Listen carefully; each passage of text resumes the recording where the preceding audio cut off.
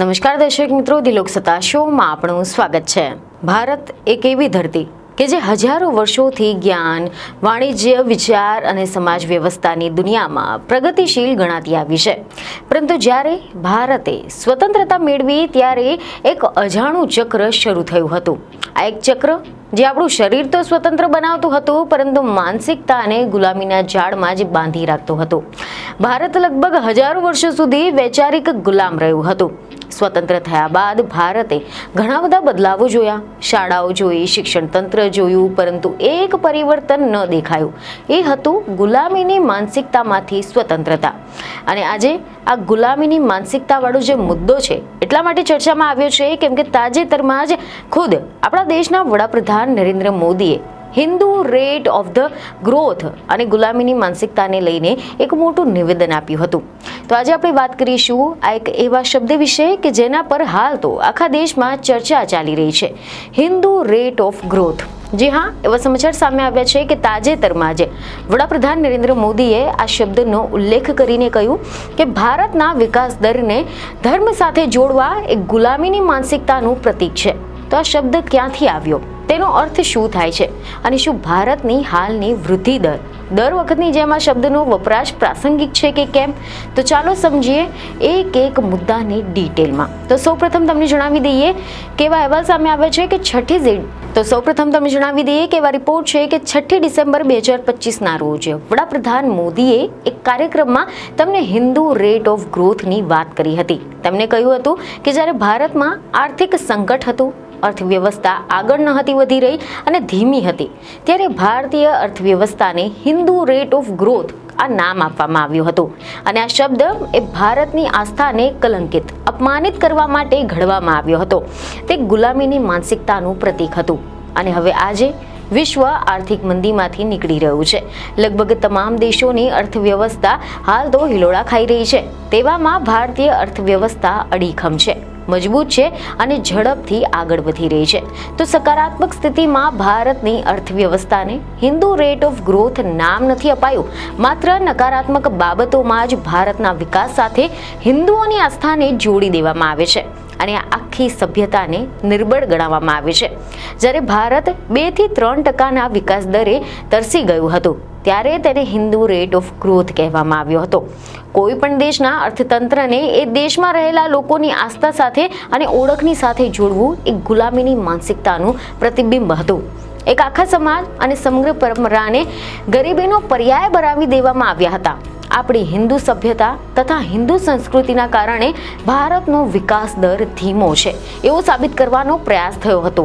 અને આજે જે બુદ્ધિજીવીઓ દરેક વાતે કોમવાદ શોધે છે તેમને Hindu rate of the growth આ કેમ ન દેખાયું હતું? આની સાથે જ પીએમ મોદીએ વર્તમાન નાણાકીય વર્ષના બીજા ત્રિમાસિક ગાળા દરમિયાન ભારતનો આર્થિક વિકાસ દર 8.2% રહ્યો હોવાનો પણ ઉલ્લેખ કર્યો હતો। જોકે આ નિવેદન વડાપ્રધાનના આર્થિક દાવાઓની સાથે ઇતિહાસને નવી રીતે વાંચવાની પણ એક દિશા આપે છે।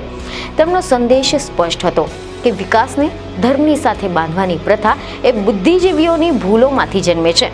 તો હવે હિન્દુ રેટ ઓફ ગ્રોથ આ સમજતા પહેલા વિકાસ દર એટલે કે ગ્રોથ રેટ શું હોય છે તેને સમજીશું।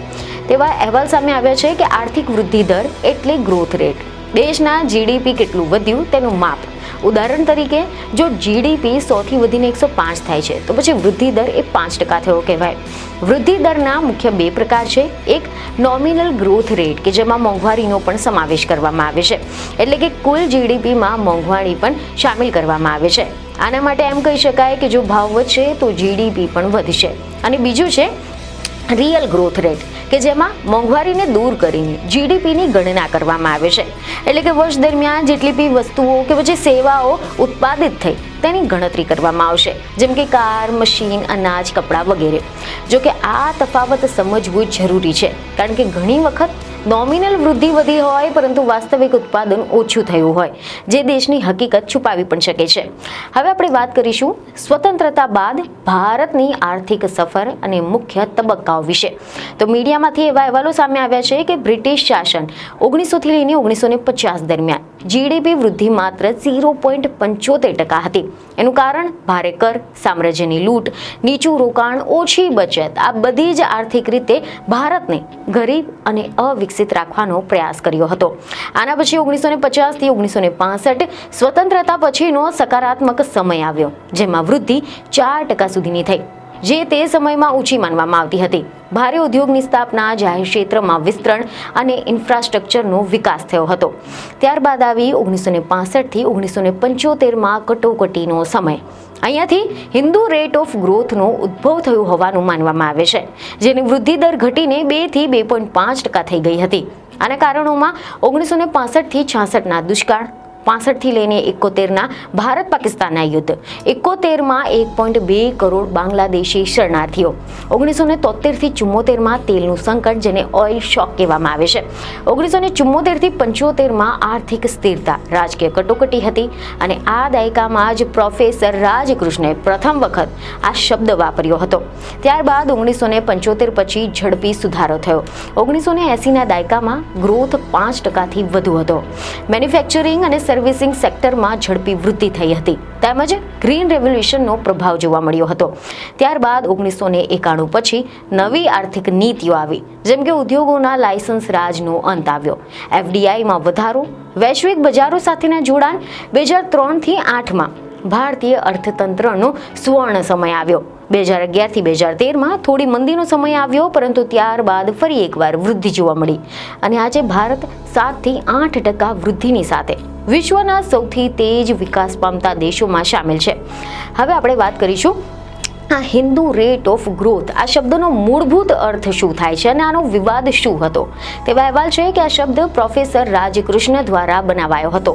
તેમનો આર્થિક અર્થ એવો હતો કે ભારતીય સમાજ ધીમે ધીમે બદલાય છે.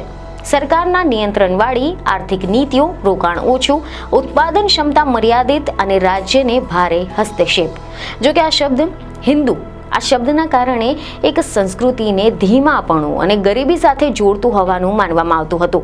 ઘણા બધા અર્થશાસ્ત્રીઓ કહે છે કે આ શબ્દમાં સામાજિક અને મનોવૈજ્ઞાનિક અર્થ વધારે હતો, પરંતુ તેના પાછળ વાસ્તવિક કારણો યુદ્ધ, દુષ્કાળ, વૈશ્વિક આર્થિક આંચકા, નબળી ટેકનોલોજી અને ઓછી ઉદ્યોગીકરણ હતું. આ બધાને જ અવગણતો હતો.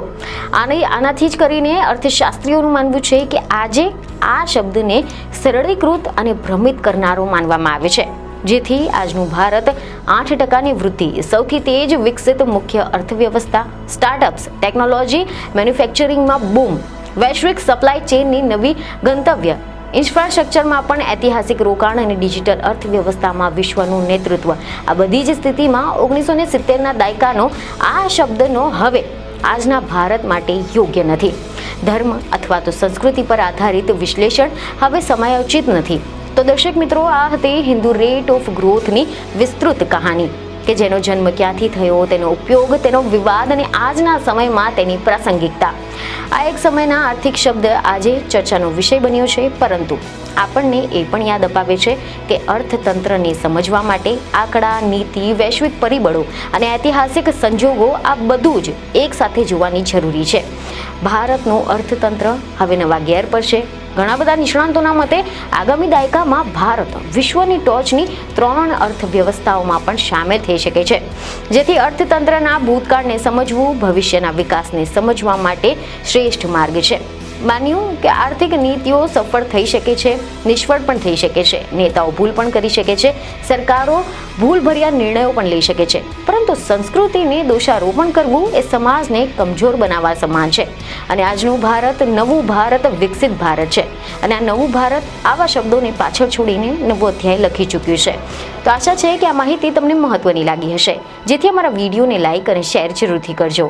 બીજને ખબર સાથે ફરી મળીશું. ધન્યવાદ.